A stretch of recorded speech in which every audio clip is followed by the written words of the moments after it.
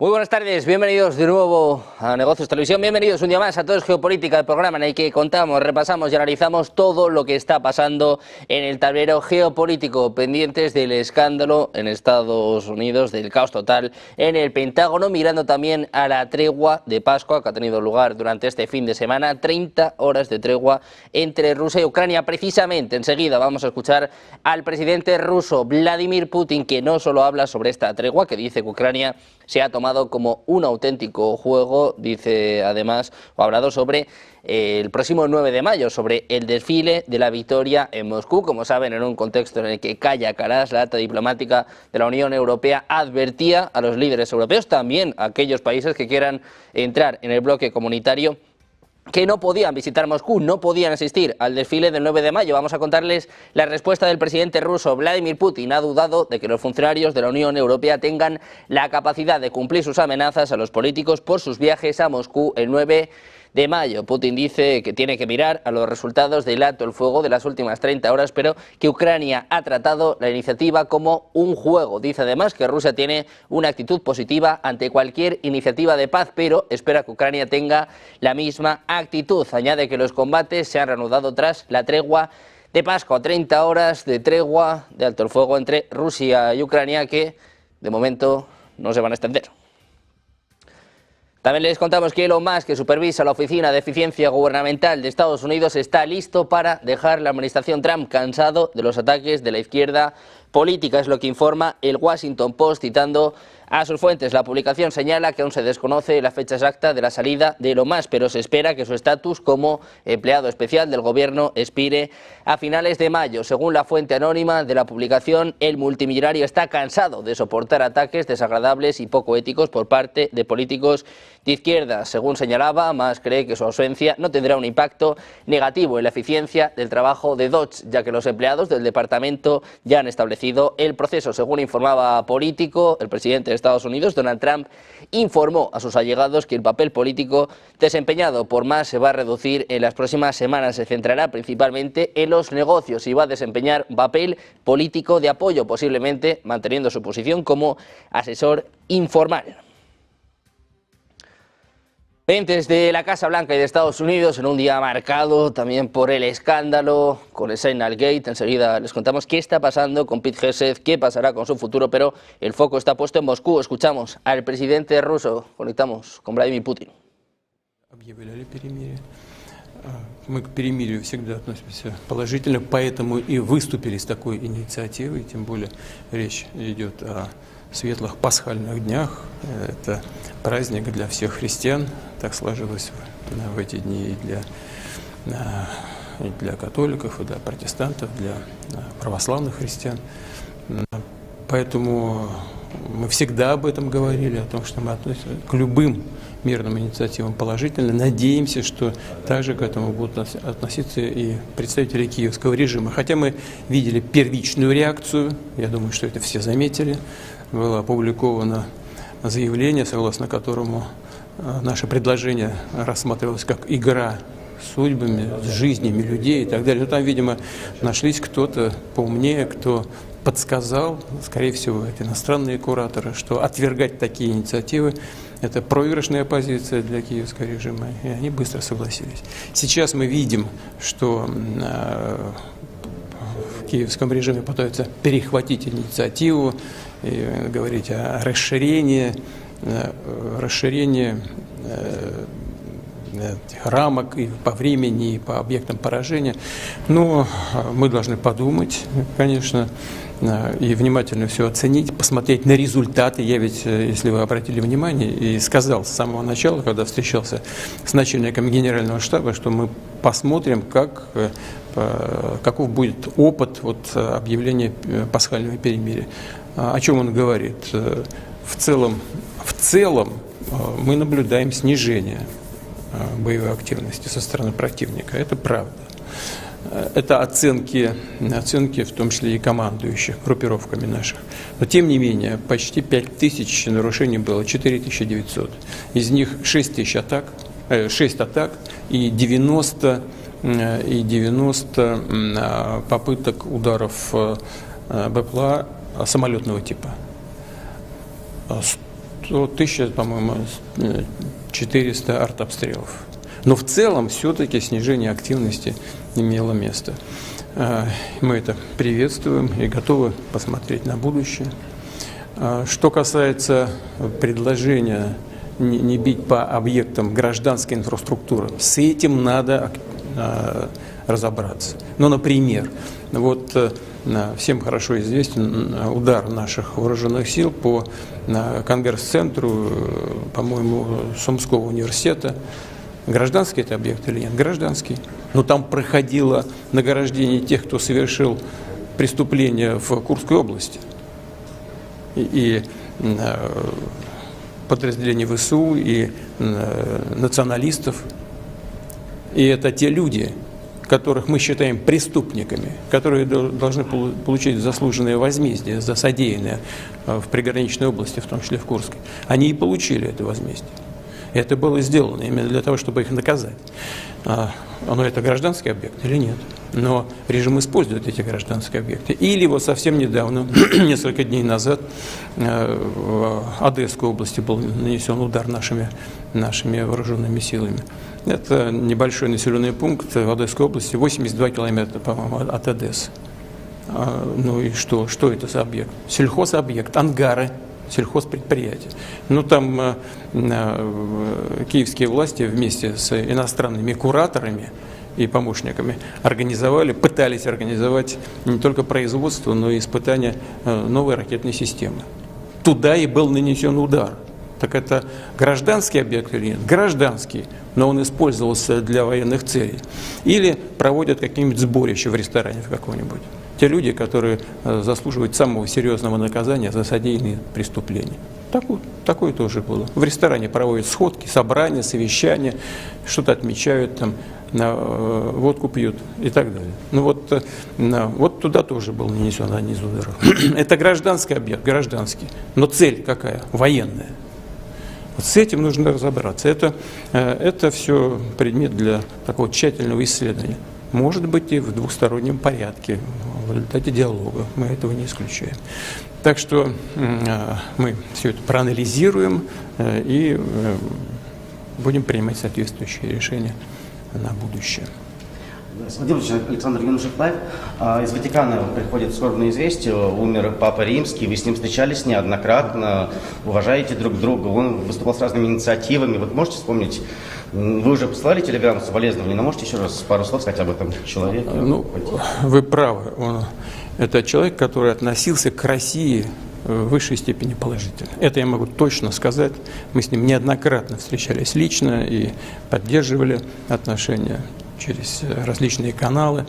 Это человек, хочу подчеркнуть еще раз, который в высшей степени положительно относился к России. И мы это будем помнить.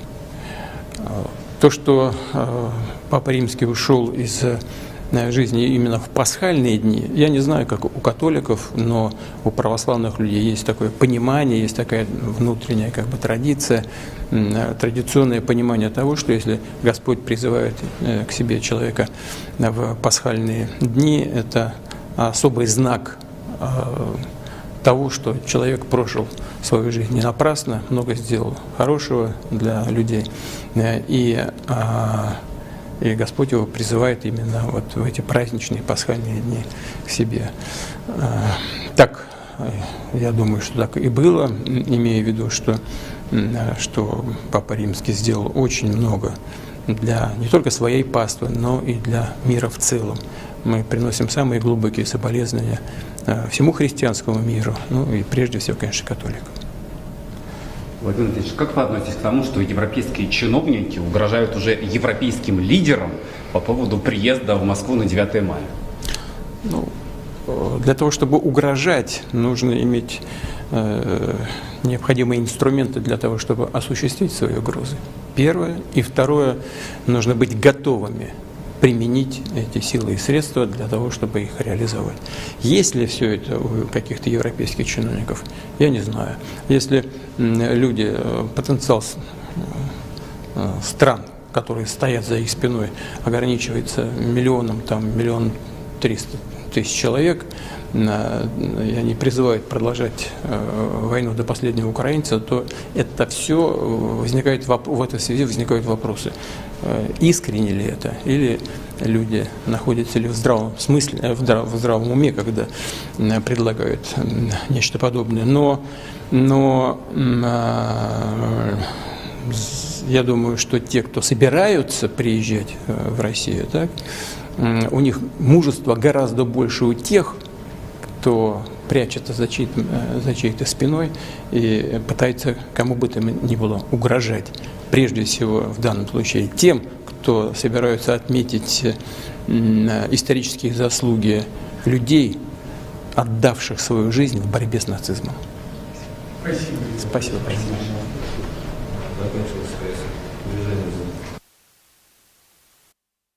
Bueno, pues muy pendientes de las palabras del presidente ruso Vladimir Putin advirtiendo a Donald Trump, diciendo que Ucrania se ha tomado esta iniciativa de alto el fuego como un juego, hablando también sobre el desfile del próximo 9 de mayo en Moscú, el desfile de la victoria. Decía que Europa no va a cumplir con sus amenazas sobre los líderes europeos y también hablaba sobre su disposición a entablar conversaciones con Ucrania en un momento en el que también, como podían ver precisamente al final de su discurso, ha tenido tiempo para mandar sus condolencias por la muerte del Papa Francisco. Decía que es una señal especial precisamente que muera en un día como el de hoy. Muy pendientes de estas cuestiones, pendientes de las palabras del presidente ruso. Nosotros precisamente vamos a analizar lo que ha sido la tregua de Pascua, esta tregua de 30 horas que se ha vivido durante el fin de semana, pendientes también del escándalo en Estados Unidos tras más mensajes filtrados por parte del secretario de Defensa. Vamos a analizar estas cuestiones y lo hacemos de la mano de José Luis Orella, profesor de Historia Contemporánea de la Universidad CEU San Pablo. ¿Qué tal? Muy buenas, José Luis, buenas tardes. Buenas,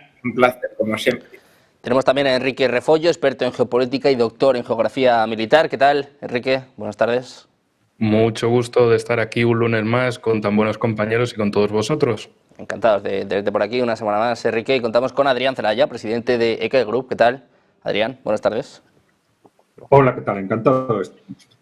Bueno, pues si os parece empezamos por lo último. Empezamos repasando este discurso sorpresa del presidente ruso Vladimir Putin. Les mostrábamos la señal hace escasos minutos, esta condecoración por el servicio en Rusia, que ahora pues ha culminado con este discurso ante los periodistas hablando sobre la Unión Europea, sobre la tregua con Ucrania, la tregua de Pascua, que dice pues que Ucrania ha tratado como un juego, que la han roto hasta en 5.000 ocasiones, y con este mensaje para el Papa. Quiero saber, Adrián, ¿qué te ha parecido el discurso del presidente ruso y si después de la tregua de 30 días estamos más cerca o más lejos de una solución de este conflicto?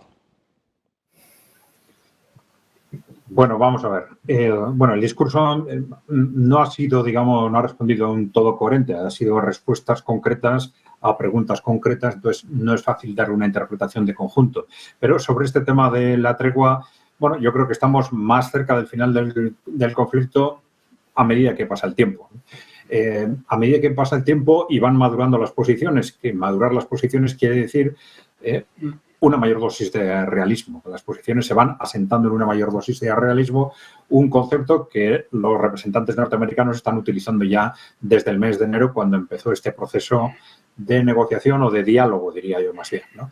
Ya desde el principio han reprochado a la Unión Europea falta de realismo para no darse cuenta de cuál era la situación en el frente de batalla, que no es otra que el hecho de que Rusia tiene ganada ya la guerra de desgaste y que, por lo tanto, que gane la guerra en el ámbito territorial es solo una cuestión de tiempo.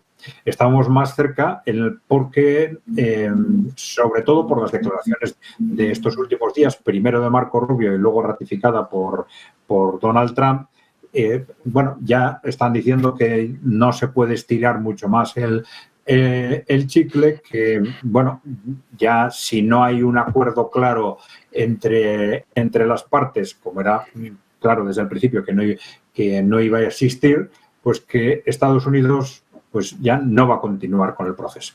Claro, el cambio de Estados Unidos frente a declaraciones anteriores es muy importante, porque hasta ahora venía a decir, si no conseguimos que las partes se pongan de acuerdo, les vamos a presionar para que se pongan de acuerdo, mientras que ya en estas declaraciones, primero Marco Rubio y luego Donald Trump, lo que han dicho es, si no conseguimos que lleguen a un acuerdo, nos vamos. Nos vamos. Entonces, la cuestión es que hay que interpretar por nos vamos. En principio, nos vamos sería dar por terminado este proceso negociador, lo cual es lógico, dependiendo de las expectativas que se tuvieran, pero bueno, al final el contexto lleva al contexto estratégico de Rusia, que es que, bueno, tienen la guerra ganada, es cuestión solo de tiempo que empiecen los grandes avances territoriales y, por lo tanto, por la otra parte, lo único que queda es una capitulación o rendición con unas u otras palabras, ¿no? Pero la duda es si, además de dejar el proceso negociador, ese irse de Estados Unidos representa o no un cese en las ayudas a Ucrania, al esfuerzo militar de Ucrania, que han sido el soporte fundamental de ese esfuerzo militar, ¿no? Y esta es la gran cuestión. No está en manos de Estados Unidos cómo termine la guerra, ni quién la va a ganar, porque eso está claro, ya se ha decidido hace tiempo en el frente. Rusia tiene ganado la guerra de desgaste y, por lo tanto, tiene ganada la guerra. Pero sí está en manos de Estados Unidos el que el proceso final dure más o menos, dependiendo en qué medida continúe apoyando ese esfuerzo bélico de Ucrania. Si Estados Unidos es consecuente con lo que aparentemente pensaban, que era esa visión realista de ser conscientes de que ya no se puede ganar la guerra está ganada por Rusia, por lo tanto, prolongar el conflicto, la única consecuencia que tiene es aumentar innecesariamente el sufrimiento de los ucranianos y también de los rusos, pues luego más coherente con esto sería que suspendieran inmediatamente todas las ayudas militares de equipamiento, de inteligencia, vía satelital, etcétera, a Ucrania. Entonces el conflicto terminaría muy rápidamente. Pero no parece que el gobierno de Estados Unidos, independientemente de lo que piensen al respecto, tenga capacidad política para un giro radical de ese tipo. Vamos a ver si tienen o no voluntad y valor para hacerlo y en qué medida. Bueno, pues vamos a ver cómo siguen estas negociaciones sobre Ucrania. Como bien decía Adrián, con Marco Rubio diciendo pues que si no se alcanza un acuerdo esta semana, ellos prácticamente van a abandonar a Ucrania. Hemos visto también a Trump apretando en este sentido. Enrique, hoy hemos visto la reacción de Vladimir Putin, ¿no? Dice que ve difícil una tregua, un alto el fuego cuando no se ha respetado ni las primeras 30 horas. ¿Qué te ha parecido el discurso de Vladimir Putin y qué esperas también de esta semana? Porque dice Trump que el acuerdo debería firmarse precisamente pues de aquí al viernes. Pues mira, justo cosas de última hora, y hablando de Putin y de tratados, de la agencia TASS, Putin ratifica el acuerdo de asociación estratégica con Irán, es decir, ya la última firma que quedaba era la del presidente ruso y ya lo ha firmado, y es un acuerdo muy importante porque consagra, según dice la nota, consagra la condición de Rusia e Irán como socios estratégicos y abarca todos los ámbitos, ojo cuidado, incluyendo defensa, lucha contra el terrorismo, energía, finanzas, transporte, industria, agricultura, ciencia, cultura y tecnología. Esto es muy importante porque, evidentemente, lo que no se firma por el lado estadounidense, pues Rusia sigue firmándolo con sus aliados importantes, como es el caso de Irán. Y aquí hay una triangulación, digamos, por el otro lado, porque no todo es negociaciones Estados Unidos-Rusia que tienen que ver con Ucrania, también tienen que ver precisamente con Irán. El pasado 19 hubo otra ronda de negociaciones en Roma entre las partes estadounidense e iraní. Si mal no recuerdo, para este miércoles va a haber una nueva ronda, esta vez en Omán. Y esto es muy importante porque afecta también al futuro desarrollo de Rusia. No es solo la cuestión de Occidente, no es solo la cuestión de Europa, como parece que a veces desde la Unión Europea solo existe un monotema, sino que tanto Rusia como Estados Unidos tienen diferentes temas.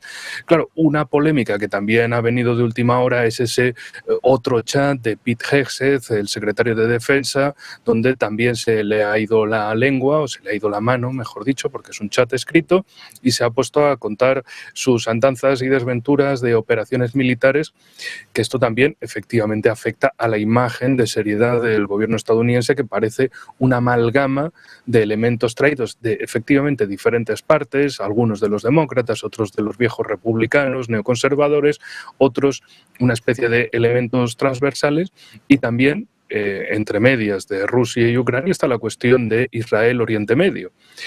Rusia, un país que hay 2 millones de ciudadanos en Israel que también tiene ciudadanía rusa y que también Rusia hace de negociador en la región. Lleva haciéndolo ya bastantes décadas, más que nada para que la conflagración no estalle a un nivel descomunal, a un nivel donde efectivamente todos vayan a perder mucho y sobre todo que no haya una guerra como el sector de Netanyahu y compañía quiere intervenir contra Irán. Sí o sí, Estados Unidos, hay un gran sector del poder, incluido precisamente el secretario de Defensa, que no quiere esa guerra, porque dicen, oigan, si tenemos sobre la mesa el giro hacia Asia, no podemos entorpecernos ni con la cuestión de Europa, por eso quieren terminar con lo de Ucrania lo más rápido posible y quieren que no haya una intensificación en Oriente Medio, porque si no, ese giro a Asia va a ser a todas luces imposible. Van a tener desde el lado estadounidense esas rémoras de gastos, tanto en el ámbito de Ucrania, por eso también le exigen a los países europeos, oye, vosotros, vayan a gastar y vayan a comprar energía y armamento a Estados Unidos y si quieren la defensa, pues así es como me la van a pagar a Estados Unidos. Y en último lugar, en el caso de Rusia, lo que están deseando evidentemente es dejar de tener que gastar tanto en cuestiones militares, arreglar el conflicto de una vez, pero claro, ese de una vez puede, y aquí viene la cosa, puede haber un arreglo, alguna clase de acuerdo entre Rusia y Estados Unidos, pero es que la Unión Europea y Reino Unido siguen con la mentalidad belicista. Es decir, da igual si se baja a Estados Unidos de esta guerra, nosotros seguimos. Entonces, claro, para Rusia eso también es una cuestión. Bueno, Estados Unidos se puede bajar del asunto. Y entonces, ¿con quién se va a negociar después? ¿Quién va a ser el interlocutor? ¿Zelensky y la coalición de los indispuestos europeos? ¿Esto cómo va a ser? Es decir, tenemos delante un arreglo de Rusia, Estados Unidos, que tiene que ver con lo de Ucrania, pero también con lo de Oriente Medio, con el ámbito asiático, totalmente. Oigan, aquí hay que arreglar muchos más que esto. Y en último lugar, el Ártico, no nos olvidemos, fundamental tanto para uno como para otro, para Rusia como para Estados Unidos. Bueno, pues pendientes de Rusia y de Estados Unidos, vamos a mirar precisamente la señal que nos llega desde Washington, desde la Casa Blanca, en un día pues que trágicamente está marcado por la muerte del Papa Francisco. Escuchábamos, más bien leíamos las condolencias por parte del presidente de Estados Unidos, Donald Trump, hace apenas unos minutos en su red social decía, bueno, pues que descanse en paz el Papa Francisco. Estamos a punto de asistir a esta ceremonia de los huevos de Pascua con Donald Trump, también con su esposa Melania Trump. Pueden seguir esta señal en nuestro canal de YouTube en paralelo. Nosotros estaremos atentos a todo lo que haga, todo lo que diga el presidente de Estados Unidos, mientras el foco está puesto hoy en el presidente ruso, en Vladimir Putin. José Luis, te quiero preguntar por precisamente lo que decía el presidente ruso Vladimir Putin, hablando sobre el desfile del 9 de mayo, sobre la tregua en Ucrania. Dice, bueno, pues que Zelensky se lo ha tomado como un juego. Quiero saber cómo interpretas estas palabras del presidente ruso. Bueno, la tregua le ha servido también a Putin para dar como una imagen de la seriedad de Rusia en este proceso de negociación, ¿no? En definitiva, si Ucrania tiene capacidad de combate es por el apoyo que Estados Unidos le ha dado en todos los aspectos, ¿no? La Unión Europea es un apoyo menor, importante, pero claramente bastante menor, ¿no? La tregua le ha servido a nivel de política internacional para dar un poco ese pose o esa cuestión que pretendía el presidente ruso darle a Trump. Conmigo se puede hablar, soy una persona de palabra, te lo acabo de demostrar. Y entonces las negociaciones se construyen sobre los hechos y te lo acabo de demostrar, ¿no? Por el contrario, el presidente ucraniano está por todos los medios intentando dar una imagen de que Ucrania todavía tiene una capacidad de defensa, que todavía puede tener cierta aspiración de conseguir victorias locales, como han sido todos los fracasos ofensivos en la zona de Belgorod, pero también está intentando, bueno, refrenar lo máximo posible con sus últimas reservas y moviendo las unidades que hay combatiendo, bueno, pues ese avance de los rusos para que en el caso de que Estados Unidos abandone definitivamente su causa, pues la Unión Europea siga insuflando pues con los fondos congelados rusos y con lo que ya pongan a crédito el resto de los países europeos, pues sigan manteniendo esa capacidad de combate que desde luego sin el apoyo externo no lo podrían tener. O sea, que cada uno está dando la imagen que pretende dar Rusia de seriedad en un proceso de negociación para que Trump pueda claramente decir, bueno, yo negocio con ellos y asunto arreglado. Y con los ucranianos, bueno, pues ellos me van a tener que devolver todo lo pagado a través de sus recursos naturales. Y en el caso de que se nieguen, pues ahí se quedan ellos y ya está, ¿no? Y se cancela esta operación para intentar ya pues construir el nuevo orden internacional de un diferente modo. Rusia pues está intentando dar una imagen también de fortaleza. Anteriormente lo decía Enrique, con la firma de los convenios que ha desarrollado con Irán. Pero también no olvidemos los proyectos y los expansivos que está desarrollando a nivel de armamento, de nuevas tecnologías y nuevos misiles China, y con la presencia de observadores militares rusos. Lo que está visualizando es que China y Rusia, lejos de distanciarse, pues están visualizando, bueno, una alianza muy estrecha, no solo a nivel económico, sino también militar y de compenetración plena un poco entre ambos países. Por tanto, los países que conforman un poco ese bloque de los BRICS no solo es una alianza económica, sino que ya se va vislumbrando, bueno, una alianza militar y política, que es lo que está reforzando la presencia a nivel de política internacional claramente de Rusia. Por eso también pues Trump está intentando, bueno, pues negociar, dialogar con Rusia para ver cómo puede neutralizar esa fuerza de absorción que tienen los BRICS hacia Rusia, que ya gracias al anterior mandatario Biden pues fue casi definitiva ese proceso de solución, ¿no? Así que en ese caso, bueno, cada uno ha cumplido un poco con esa particularidad. Hay que tener también en cuenta como en los últimos días, en esta última semana, incluso, bueno, el Ministerio de Defensa ruso anunciaba, bueno, los miles de fallecidos que habían recogido sus restos en la región de Kursk y que eran casi pues unos 4.700 pertenecientes a extranjeros que habían conformado parte de las brigadas de élite del ejército ucraniano, ¿no? Lo cual denotaba, bueno, pues los problemas de reclutamiento que habían tenido y que habían enviado gran parte de sus reservas de extranjeros pues al intento de ofensiva de Kursk para intentar materializar esa victoria que intenten para mantener un poco esa imagen de que todavía es posible una victoria militar ucraniana que pueda contrarrestar el avance ruso, ¿no?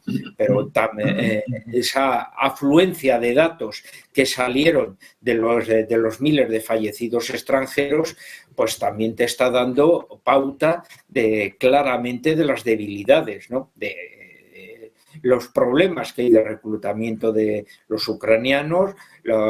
Estamos acostumbrados a ver docenas de vídeos con todos los casos de movilizaciones forzosas que son secuestros casi en la calle, las fugas masivas de población masculina por las fronteras, y por el contrario, que es lo más, podemos decir, insultivo, el que los hijos de los dirigentes políticos pues estén en el extranjero y claramente colgando pues vídeos de sus fiestas y en plena edad militar, y que ellos están exentos, mientras que el pueblo llano pues es el que está siendo movilizado o de manera voluntaria o forzosa para mantener una guerra que, como vemos, o exclusivamente se sostiene por el apoyo internacional, y si no, pues bueno, pues esto va a ser ya pues una debacle, como bien decía Adrián en ese aspecto. Se están desgastando todas las reservas, y cuando esto ya finalice y no haya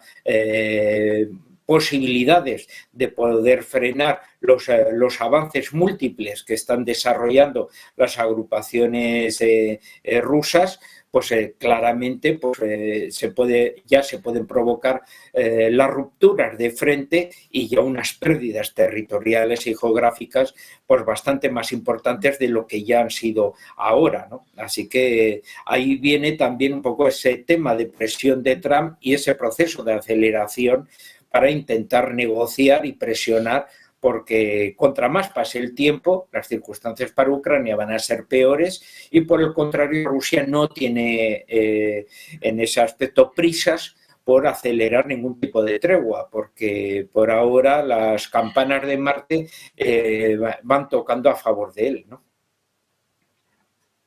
Bueno, pues pendientes de la situación en Ucrania, enseguida miramos también a Estados Unidos, miramos al escándalo que está sacudiendo a la administración de Donald Trump, pero antes vamos a mirar cómo inicia esta primera sesión de la semana de Wall Street, después de semanas de turbulencias desatadas por la guerra comercial entre China y Estados Unidos, esta guerra comercial desatada por Donald Trump, que vuelve a tener impacto en los mercados este lunes. No sé si se puede calificar ya como lunes negro. Manuel Velázquez, cuéntanos qué está pasando hoy en Wall Street. Hola, ¿qué tal, Sergio? En efecto, esto ya parece ser una constante, no un lunes negro, un rojo intensísimo, o el jueves negro, este lunes de Pascua, con el triste fallecimiento del Papa Francisco, y que también estaban viendo un desplome importante en las bolsas, pero por cuestiones diferentes. Como bien decíamos, desde el pasado jueves, con esa visita de Giorgia Meloni a Donald Trump, veíamos cómo Donald Trump pues volvía a criticar, en este caso al presidente de la Reserva Federal, a Jerome Powell, y en este caso asegurando que era un perdedor, asegurando que no descartaría incluso despedirle, y unos rumores, Sergio, que se han ido incrementando sucesivamente con el paso de los días. Recordemos que ya el viernes Pete Hegseth también aseguraba, y Kevin Hassett aseguraban que Donald Trump estaría planteándose incluso la destitución del presidente de la Reserva Federal, Jerome Powell. Esto genera dudas sobre la independencia del Banco Central estadounidense y eso está golpeando los mercados, porque además, para más INRI, hemos visto hace muy poco un tuit de Donald Trump en el que en este caso citaba que, bueno, pues que hay muchos recortes preventivos, hay muchas personas que están pidiendo recortes preventivos a la Reserva Federal. Todo esto está generando unas dudas en los mercados y estamos viendo, en este caso, recortes de 700 puntos en el Dow Jones de Industriales y caídas por encima del 2% para el S&P 500 y para el tecnológico Nasdaq. Un tecnológico Nasdaq que, en este caso, se está viendo arrastrado, lógicamente, por los valores tecnológicos, entre ellos dos nombres propios. Uno de ellos es Tesla, que está viéndose arrastrada, cayendo más de un 7% después de ver cómo ha tenido que retrasar el lanzamiento de su versión asequible del Model Y, fabricado en Estados Unidos, y está viéndose lastrada con recortes, como decimos, de prácticamente el 7%. También, ojo, porque Nvidia está sufriendo unos descensos del 5,5%, son los dos nombres propios de la jornada que están llevando al tecnológico Nasdaq, insistimos, a caer en estos momentos, ojo, casi un 3%, perdiendo más de 500 puntos a los más de 700 de recorte que está sufriendo el Dow Jones y, por supuesto, esos descensos superiores al 2% para el S&P 500. Decíamos de Nvidia, que está viendo cómo cae a plomo después de que su rival Huawei Technologies haya planeado entregas masivas de su chip de inteligencia artificial 910C a clientes chinos a partir del próximo mes, mientras China busca alternativas a Nvidia. Lunes negro en Wall Street por esas dudas que genera esas críticas implacables de Donald Trump hacia Jerome Powell, que dejan algunas dudas sobre no solo la injerencia, sino la posible independencia de la Reserva Federal, que está tumbando a Wall Street. Sergio. Bueno, pues pendientes de Wall Street, de estas nuevas caídas en torno al 2%, 2,5% para el Nasdaq, en un día en el que de nuevo es protagonista precisamente uno de los aliados más cercanos de Donald Trump. Les contamos una última hora, y es que Elon Musk, el director ejecutivo de Tesla, SpaceX y X.Corp, Elon Musk, podría indicar cuándo puede dejar el Departamento de Eficiencia Gubernamental en una conferencia telefónica sobre ganancias, después de que el fabricante de vehículos eléctricos anuncie sus últimos resultados trimestrales este martes, es decir, en poco más de 24 horas, es lo que informa Charles Gasparino de Fox Business este lunes. Anteriormente, la Casa Blanca y Elon Musk ha negado las constantes acusaciones de que dejaría la agencia, aunque insistieron en que su permanencia allí siempre sería temporal. Se hablaba de que el propio Elon Musk estaba cansado de los ataques de la izquierda radical. También estaba sopesando hasta qué punto le interesaba, teniendo en cuenta las pérdidas que hemos visto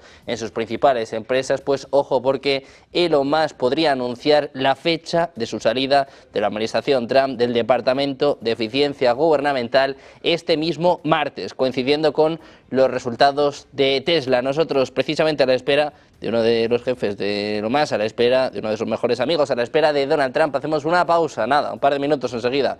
La información en Negocios Televisión.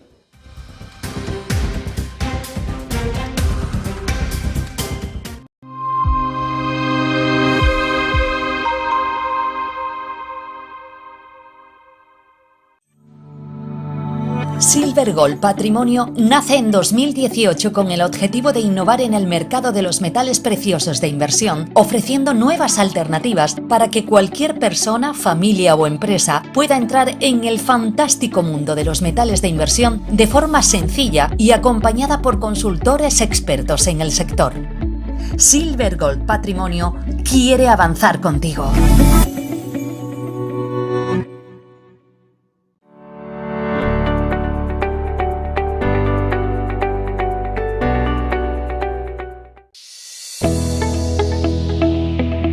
No puede volver atrás y cambiar el principio, pero puede comenzar donde está y cambiar el final. En Luna Sevilla queremos ser su asesor financiero de referencia para mejorar su presente y su futuro patrimonial, prestando nuestros servicios como agentes de Caser Asesores Financieros. Somos una empresa con una clara apuesta por la formación de calidad, la información transparente y objetiva, y por el asesoramiento financiero personalizado y continuado. Visite nuestra web lunasevilla.es o llame al 91 762 3442.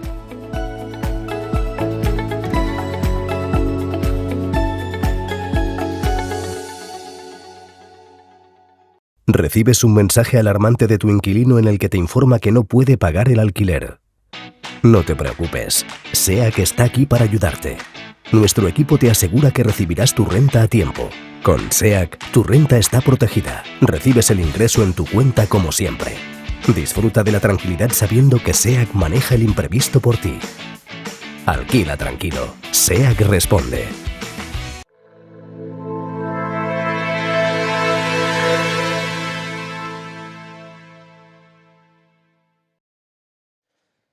Ya estamos de vuelta en Negocios Televisión, pendientes de la última hora, pendientes del presidente de Estados Unidos a punto de comparecer, Donald Trump, junto a su esposa en esta ceremonia de los huevos de Pascua en Estados Unidos, una ceremonia que, por cierto, trae malos recuerdos a su esposa con el desastre de hace apenas 8 años, en un día en el que, por cierto, Donald Trump vuelve a ser protagonista en medio de las conversaciones nucleares con Irán que se produjeron la semana pasada, también este mismo sábado, hablando de avances importantes, en palabras del propio ministro de Asuntos Exteriores iraní. Pues ojo, porque hoy le toca a la otra parte, hoy le toca al hombre que ven en sus pantallas. Se espera una conversación telefónica en los próximos minutos entre Donald Trump y Benjamin Netanyahu. Según Axios, se espera que Trump discuta el acuerdo sobre los rehenes y también las conversaciones nucleares con Irán. Hoy varios medios informaban, Financial Times informaba de que Netanyahu no atacará a Irán sin el consentimiento, sin la aprobación del presidente de Estados Unidos. Pues hoy tendremos más detalles sobre este asunto. Se espera una conversación telefónica en los próximos minutos entre Trump y Netanyahu. Pendientes de las últimas horas, vamos a mirar precisamente a Donald Trump, vamos a analizar lo que es sin duda uno de los temas del día, este nuevo escándalo en Estados Unidos, este nuevo Signal Gate, con informaciones que hablan de que Pete Hegseth habría compartido información militar con su hermano, con su esposa, también con su abogado personal. Un nuevo escándalo en el seno de la administración Trump cuando no lleva ni 100 días en el cargo. Adrián, te quiero preguntar por esto, ¿cómo valoras estas informaciones y cómo pueden afectar al propio Donald Trump? Se habla de problemas para Hegseth, hoy por cierto la Casa Blanca hace apenas unos minutos salía a respaldarle, pero hombre, ya son varios errores, ¿no? Son varios fallos y sabemos que Trump también es famoso precisamente por despedir a sus empleados. Sí, bueno, aquí hay que tener en cuenta, por un lado, los errores de Hegseth, pero también por qué estos errores han salido a la luz tan rápidamente. Y esto probablemente es un síntoma de debilidad interna del gobierno de Donald Trump. Y una debilidad que está surgiendo una y otra vez en las últimas semanas y que de alguna forma parece como si nos estuviera acercando al contexto en el que vivió Trump y el trumpismo durante su primer mandato, ¿no? Ese contexto de permanente lucha, permanente debate con fuerzas internas que le lanzaban un impeachment o un bloqueo informativo o una guerra mediática. Y lo que estamos viendo últimamente, bueno, tenemos estos escándalos con Hexet, tenemos estos problemas con Elon Musk, estos rumores crecientes sobre si se va a tener que ir al final del gobierno de Trump. Tenemos estas disputas con Powell, al que no consigue controlar.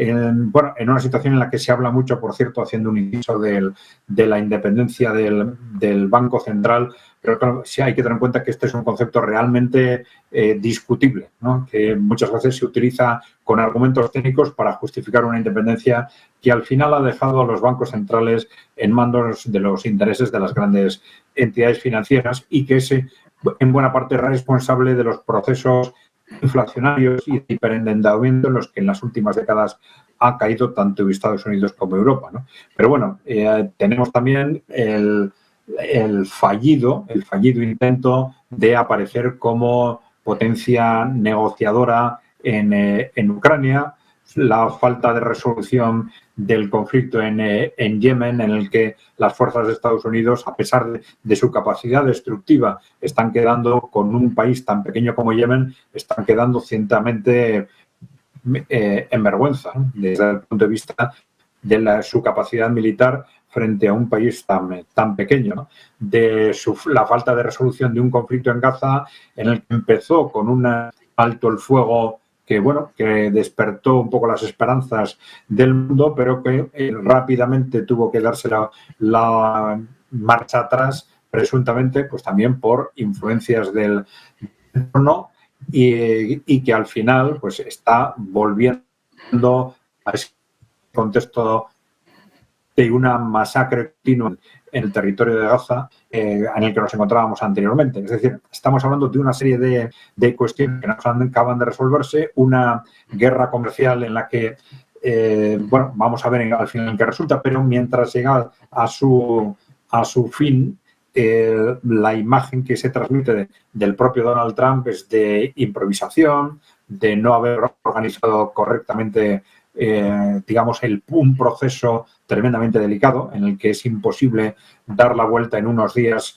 a un proceso de globalización que efectivamente ha hecho mucho daño a Estados Unidos, pero que se ha ido generando durante 40 años y que, independientemente de que hubiera que responder, esto no se debería hacer ni con improvisación ni con prisas. En definitiva, estamos hablando de una serie de elementos crecientemente confusos alrededor de la presidencia de Donald Trump. Vamos a ver, porque su forma de actuar es también impetuosa, también en base a movimientos bruscos y radicales, puede quizás situarnos en un contexto muy distinto dentro de un mes. Pero yo digo que esto se está pareciendo cada vez más al contexto del primer mandato de Donald Trump y a un Donald Trump con cada vez menos fuelle político, ese fuelle que parecía que tenía nada más llegar al gobierno en este segundo mandato, y cada vez con menos fuelle político y cada vez con más síntomas de que puede estar empezando a estar de nuevo acosado externa e internamente, porque este tipo de filtraciones tan rápidas evidentemente responden a su falta de capacidad de control de fuerzas internas dentro del propio gobierno. Bueno, pues se le empiezan a acumular los frentes al presidente de Estados Unidos, con muchos conflictos abiertos en política exterior, pero también en lo que refiere a la política interna. Enrique, ya mencionabas antes esta cuestión, pero quiero saber un poco cuál es tu impresión sobre este nuevo escándalo con Pete Hegseth, con Mike Waltz, con Jerome Powell, como también hablaba el propio Adrián. Muchos problemas, ¿no?, para Donald Trump, y no lleva ni 100 días en el cargo. Sí, efectivamente, una cantidad ingente de problemas porque evidentemente la agenda de Donald Trump venía como una pisonadora, venía a arrollar tanto a niveles internos como externos y de ahí viene toda la cuestión. Es decir, en un primer momento, en aquel pasado enero, nada más tomó posesión, empezó a tomar medidas y claro, estaba en ese momento ofensivo, pero llega un momento en el que de repente tiene que empezar a defender posiciones, empiezan a notarse las fracturas dentro de su equipo y empiezan a notarse que todas esas previsiones de que venía la tormenta Trump, lo iba a arrollar todo, esto se iba a arreglar rápido y se iba a poner en el camino de su agenda, pues resulta que no ha sido tan así como había pensado, sino que sigue en el momento de tormenta Trump. Sigue en el momento de generar escándalos, noticias, de generar movimientos por todo el mundo, pero claro, pretende hacer un cambio que a otros países les han llevado décadas. ¿En cuánto? En un año, para llegar a 2026, a las elecciones de medio término, posicionado con el dólar más bajo, vendiendo más que nunca al exterior, produciendo más que nunca, con una energía barata, con una fiscalidad baja. Claro, quiere conseguir una serie de cosas en un tiempo muy, muy pequeño y esto no es una cosa fácil. También, por otro lado, en vez de jugar con asertividad, ha jugado en un sentido muy inmobiliario, muy de magnate de lo inmobiliario, que es de donde él viene y donde se siente cómodo negociando. Y una cosa es negociar en esos sentidos dentro de Estados Unidos y otra cosa es hacer una especie de OPA hostil a todo el mundo. Tienes que marcar efectivamente quiénes son tus amigos, tus enemigos, los neutrales, centrarte en conseguir lazos cercanos con tus aliados, no escupirles ni decir que van a lamerte los cuartos traseros, ya te están llamando todo el mundo. Eso para el público estadounidense le puede sonar como, oye, mira qué presidente tenemos aquí que saca el látigo y empieza a repartir por todo el mundo y muestra que aquí el que manda es el tío Sam y que sigue mandando. Y eso a nivel de dentro de su país, pues habrá un sector que esto le guste, de oye, pues tenemos un presidente que se dedica a disciplinar al mundo. Pero resulta que el mundo no es lo que pensaban ahí, no son los años 90 o los 2000, el mundo ha cambiado muchísimo y evidentemente hay otras ofertas geopolíticas, podríamos resumirlo en eso. Una de ellas es precisamente China, la más importante, con la que Trump quiere rivalizar, con la que, bueno, quiere hacerle la competencia mundial, solo que no se verán a diplomáticos chinos diciendo que otros amigos suyos, por ejemplo, miembros que hayan países que hayan firmado el memorando de la Belt and Road Initiative, de la nueva ruta de la seda, no van a decir nadie en Pekín, sí, aquí estos nos vienen a lamer el culo. No, ese lenguaje evidentemente no lo usan, esas maneras no lo usan, no se dedican a opinar sobre la política interior de otros países, sino a centrarse en esa cooperación, en lo que le puede beneficiar a unos y a otros, sobre todo al lado chino, que es quien pone el dinero y quien ofrece esas inversiones. Los demás, en la medida que entiendan qué es lo que buscan los chinos, podrán beneficiarse más o menos. El caso de Estados Unidos es todo para acá. Es decir, aquí no hay Occidente, aquí hay Estados Unidos. Si hay que depredar a Occidente, es decir, a Norteamérica, a Europa, a Centroamérica, se depreda todo lo que haya que depredar. Se agarra activos, se canibaliza a su propio eje y se trata también mal a otros países, por ejemplo, del ámbito de Asia-Pacífico, diciendo, si queréis seguridad tenéis que pagarle y demás. Bueno, quieres competir con China y les quieres sacar la tajada económica a Japón y Corea del Sur y decirles, oye, este ejército estadounidense, estas fuerzas que hay ahí, ¿queréis que sigan ahí para defenderos de China o de Rusia, etcétera? Pues tenéis que pagar. Y sí, esa jugada está muy bien, pero por fases. Y termino con esto. Es que, claro, Trump ha lanzado el órdago al completo. Todos los frentes activos al mismo tiempo, tanto internos como externos. Y esto, evidentemente, es una jugada en la que otros actores se pueden sentir aturullados, abrumados totalmente por, de repente, qué ola ha soltado, menuda OPA ha soltado Trump al mundo y puede ser que los puntos fuertes los consiga, pero también puede entrar en un caos y el problema es que la base desde la que opera en Estados Unidos no es una base tan consolidada como él pensaba. Hay muchas facciones, hay muchas divergencias Y también hay muchas flaquezas internas y gente que habla lo que no debería hablar, gente que viene de diferentes ámbitos políticos, que tiene sus propios intereses.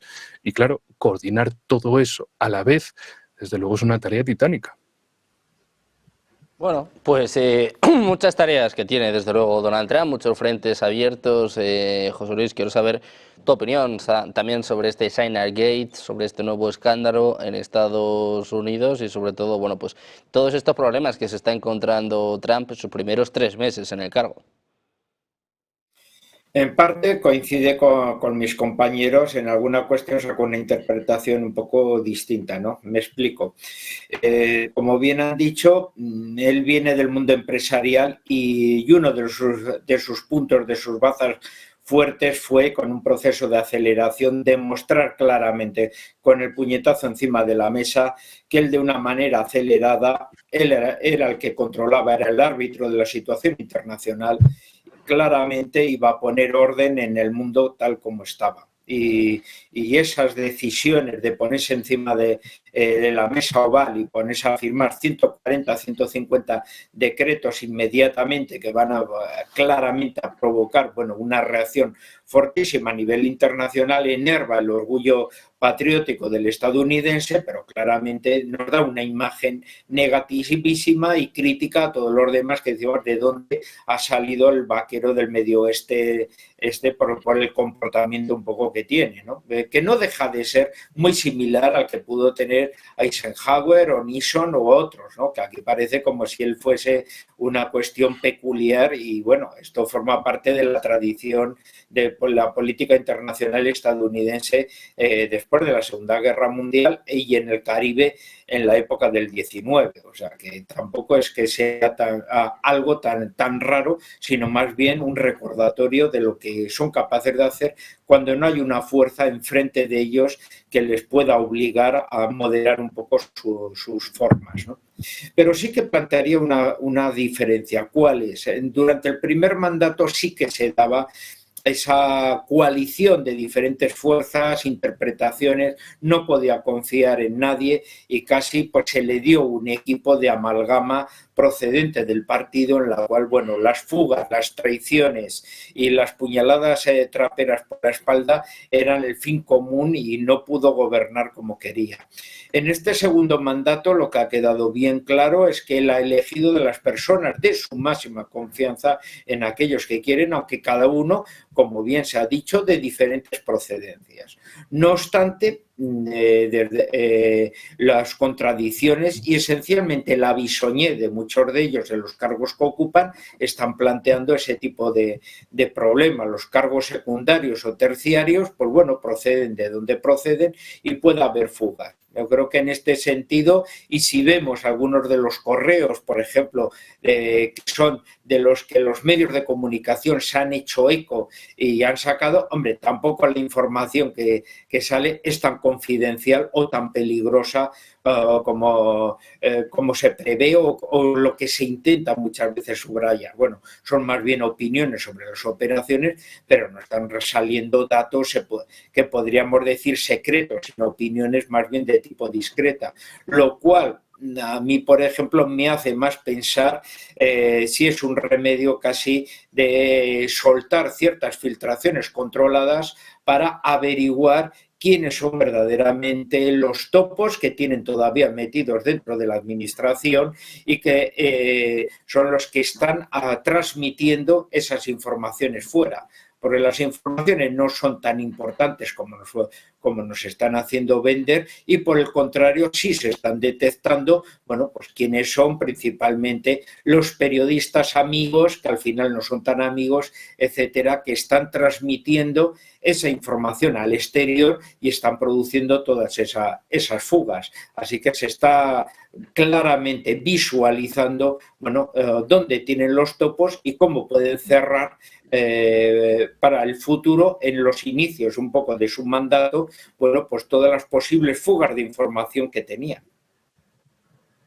Bueno, atentos a las fugas de información en Estados Unidos, a estos problemas que enfrenta Donald Trump y que parece que no han hecho nada más que empezar. José Luis, Enrique, Adrián, un placer teneros por aquí una semana más. Muchísimas gracias. Muy buenas tardes. Hasta la próxima. Ahora. Un placer. Nosotros que hacemos una pausa, pendientes de la imagen que ven en sus pantallas, pendientes de la Casa Blanca, esperando precisamente al presidente de Estados Unidos, esperando a Donald Trump en un contexto, en un momento en el que vuelven las pérdidas a Wall Street, caídas en torno a los 800 puntos ya para el Dow Jones, el Nasdaq perdiendo un 2,4%. Siguen las dudas, el choque, el enfrentamiento entre Trump y Powell asusta y mucho a los inversores. Hacemos una pausa, unos minutos enseguida. La información Rolling Stocks con Amanda Navarro.